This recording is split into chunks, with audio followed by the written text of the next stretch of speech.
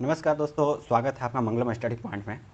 आज हम जो फ़िलहाल में एग्ज़ाम हुए हैं 22 और 24 के बीच में, Indira Gandhi centre for atomic research जो आईजीसीआर का जो एग्ज़ाम हुआ है, वर्तमान में चेन्नई में एग्ज़ाम सेंटर था लोगों का। तो कुछ लोग कमेंट करके बोल रहे थे कि उसमें जो वर्क असिस्टेंस और कैंटीन अटेंडेंट का है उनका कटअप बताइए। तो आज हम उसका एनालाइज़ किए हैं। क्वेश्चन वहाँ पर जो थे काफ़ी हल्के थे और कुछ क्वेश्चन 2019 से भी पूछे गए थे, बहुत सारे क्वेश्चन जो अपडेटेड भी थे। तो चलिए उस पर हम बात करते हैं, चर्चा करते हैं। सबसे पहले जो वहाँ पर वैकेंसी थी, आपकी टोटल वैकेंसी जो वर्क असिस्टेंस और कैंटीन अटेंडेंट की वैकेंसी थी। तो वर्क असिस्टेंस की आपकी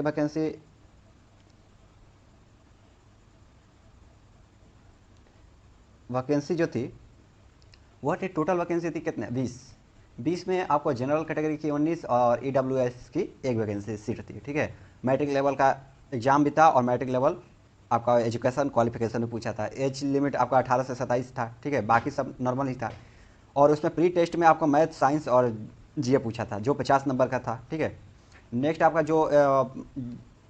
जो था सेकंड स्टेज का एग्ज़ाम, एडवांस टेस्ट, उसमें भी 50 नंबर का पूछा था, लेकिन उसमें आपको एक इंग्लिश जो बेसिक इंग्लिश था उसमें 10 नंबर ऐड कर दिया था।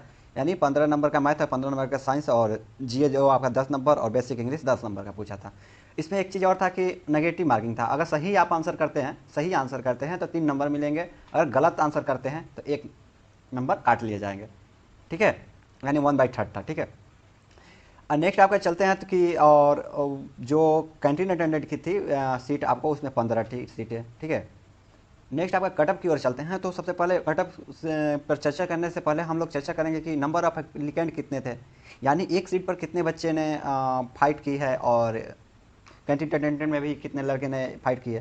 तो सबसे पहले हम चीज़ें देखते हैं कि सीट तो एक की 20 थी और एक थी 15। ठीक है, यानी वर्क असिस्टेंट की 20 थी और कैंटीन अटेंडेंट की 15। और जनरल की आपको 19 थी वर्क असिस्टेंस में, और कैंटीन अटेंडेंट में 9 थी। ओबीसी में आपको सीट ही नहीं थी वर्क असिस्टेंस की, और कैंटीन अटेंडेंट में 4 थी। एससी में कैंटीन अटेंडेंट में 1 थी। ठीक है, और ईडब्ल्यूएस में एक एक सीटें थी। ठीक है, अब देखते हैं टोटल जो फॉर्म अप्लाई जो हुआ था वर्क सिस्टम में, वो 70,099, यानी 70,100 फॉर्म अप्लाई हुए थे। और आपको एक बहुत बड़ा नंबर था जो कैंडिडेट अप्लाई किए थे। और कैंडिडेट में 31,784, यानी आपको एक सीट पर 3500 बच्चे, वर्क असिस्टेंट में एक सीट पर 3500 बच्चे थे लगभग। और कैंटीन अटेंडेंट में जो बच्चे थे वो आपको थे 2100 के आसपास, यानी एक सीट पर इतने बच्चे थे। बहुत सारे बच्चे जो बिहार या यूपी से बिलोंग करते थे वो वहाँ पर नहीं पहुँच पाए थे, क्योंकि उसी टाइम अग्निपथ योजना को लेकर ट्रेन बंद हो गई थी। ठीक है, तो काफ़ी बच्चे अब्सेंट थे, और जो प्रेजेंट थे वहाँ के लोकल और अगल बगल तेलंगाना हो गया, आंध्र प्रदेश हो गया, महाराष्ट्र हो गया, उस स्टेट से बच्चे पहुँचे थे। मैंने वहाँ खुद एग्ज़ाम को अटैम्प्ट किया था और मैंने वहाँ देखा। ठीक है, ओबीसी से आपको इतना 21,400 बच्चे ने अप्लाई किया था, जबकि सीटें नहीं थी।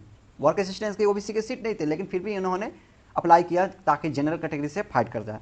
और आपको कैंटीन अटेंडेंट में 11,223 बच्चे ने फाइट किया। उस इसी तरह बाकी सब कैटेगरी के आप देख सकते हैं। पीडब्ल्यूडी में भी काफ़ी बच्चे थे, जो 1302 बच्चे वर्क असिस्टेंट में अप्लाई किए थे और 115 बच्चे कैंटीन अटेंडेंट में। जबकि यहाँ पर बाद में अमेंडमेंट करके पीडब्ल्यूडी की अमेंडमेंट की गई थी सीटें, और बाद में सीटें बढ़ाकर 4-4 कर दी गई थी। ठीक है, यानी वर्क असिस्टेंट में भी 4 सीटें कर दी गई थी और कैंटीन अटेंडेंट में भी 4 सीटें कर दी गई थी। किसके लिए? पीडब्ल्यूडी के लिए। जो आप ये नोटिफिकेशन देख रहे हैं 31/7/2021 का नोटिफिकेशन, फिर से अमेंडमेंट करके और इसको बढ़ाई गई थी सीटें। तो चलिए अब देर न करते हुए हम लोग बढ़ते हैं, अब देख लेते हैं कितना कटअप जाने वाला है। ठीक है, तो आप लोगों को मालूम हो गया कि इतने बच्चे अप्लाई किए थे और काफ़ी ज़्यादा मशक्क़त करनी पड़ेगी कटअप के लिए, और कटअप कितना रहेगा ये भी थोड़ा देख लेते हैं। ये कोई ऑफिशियल कटअप नहीं है, हम अपने से बता रहे हैं, अपने एनालिसिस से बता रहे हैं। तो आपको जनरल कैटेगरी के लिए जो कैंटीन अटेंडेंट का था पोस्ट, कैंटीन अटेंडेंट का जो पोस्ट था, वो जनरल बच्चों के लिए आपको कटअप जो 150 में है, करीब से करीब 130 के आसपास जाएगी। ठीक है, 130 के आसपास जनरल कैटेगरी के लिए। जनरल कैटेगरी के लिए 130। ओबीसी की तो जो सीट थी सिर्फ 4 पोस्ट थी। 4 पोस्ट के लिए आपको ओबीसी की कब से कम आपको 135 के ऊपर जाएगी। ठीक है, 135। अब पूछिएगा जनरल का इतना कम क्यों बता रहे हैं, ओबीसी की इतना ज़्यादा क्यों बता रहा है। हाँ, कभी कभी ये होता है कि ओबीसी की कटअप जनरल से ज़्यादा हो जाती है, जैसा कि एसएससी में देखा गया है, वैसा यहाँ पर देखने को मिल सकता है। दूसरा चीज़ कि अब पीडब्ल्यूडी और एससी एसटी की बात कर लेते हैं, तो पीडब्ल्यूडी की जो है उनकी कटअप जो है 120 के आसपास जा सकती है, 120 के आसपास। और एससी एसटी का भी, एससी जो एससीटी कैंडिडेट है उनका भी आपको 125 और 120 के बीच में रहने की उम्मीद की जा सकती है, कैंटीन अटेंडेंट की। किसकी? कैंटीन अटेंडेंट की। अब बात करते हैं वर्क असिस्टेंस की कितना रहेगी। तो वर्क असिस्टेंस की आपको जो कटअप रहेगी वर्क असिस्टेंस की, ठीक है,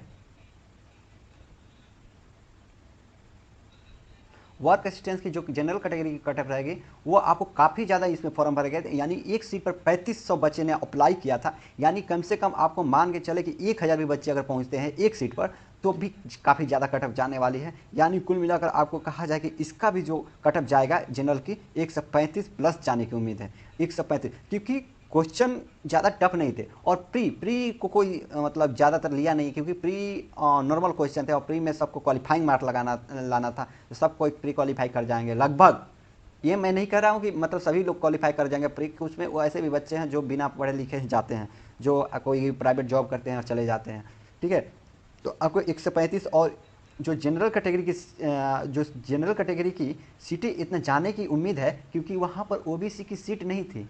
ओबीसी की सीट नहीं रहने के कारण ये बच्चे भी आपको जनरल कैटेगरी में ही फाइट करेंगे, तो आपको 135 से तो कम जाने की उम्मीद ही नहीं है। दूसरा चीज़ कि आप देख लेते हैं कि एससी एसटी की बचे, एससी एसटी की, तो एससी एसटी की आपको इसमें भी काफ़ी ज़्यादा नंबर्स ऑफ अप्लीकेंट है, तो आपको इसका भी कटअप आपको 125 के ऊपर ही जाने की उम्मीद है, 125 की दोनों कैटेगरी की। और आपको बात करते हैं पीडब्ल्यूडी कैटेगरी की, पीडब्ल्यूडी कैटेगरी की 130 के आसपास जाने की उम्मीद है, 130 के आसपास जाने के पीडब्ल्यूडी की कैटेगरी की बात है। आप लोग समझ गए, यानी आपको कैंटीन अटेंडेंट का और आपको वर्क असिस्टेंट का दोनों का पता चल गया, ठीक है। तो अब एक और चीज़ इसमें दिया है, क्या दिया है वो हम देख लेते हैं। एक चीज़ इसमें दिया है कि सर रिजल्ट कब आएगी, तो रिजल्ट देखिए, रिजल्ट में यहाँ क्लियर लिखा है आपको कि the merit listed candidate will be called for document verification, date time and when we document verification to be held during July 2022 will be intimated separately. यानी आपको बताया जा रहा है कि जुलाई में किसी भी हालत में ये आपका डीवी कराने के लिए संभावित है, यानी जुलाई में डीवी कराएंगे, ठीक है। तो जुलाई में अगर डीवी करा रहे हैं तो जुलाई के जो सेकेंड वीक है, जो सेकेंड वीक के लास्ट है, सेकेंड वीक के लास्ट में आपका इसका कटअप और मेरिट लिस्ट आ जाएगा, ठीक है। मेरिट लिस्ट आपका जारी कर दिया जाएगा जुलाई के सेकेंड वीक के लास्ट में, ठीक है। तो बने रहिए मेरे वीडियो के बाद। आज के लिए इतना ही, और वीडियो अगर अच्छा लगे तो सब्सक्राइब कर दीजिए, चैनल को एकदम लाइक, वीडियो को शेयर करते रहिए। और जल्दी ही हम बार्क के बारे में डिस्कस करने वाले हैं, बार्क से लेकर क्लास भी चलाएंगे बार्क का, क्योंकि बार्क जो है NPCIL, ठीक है, NPCIL और आपको IGCR की जैसा ही, ठीक है, IGCR की जैसा ही क्वेश्चन पूछता है, ठीक है। तो चलिए आज के लिए इतना ही, थैंक यू, धन्यवाद।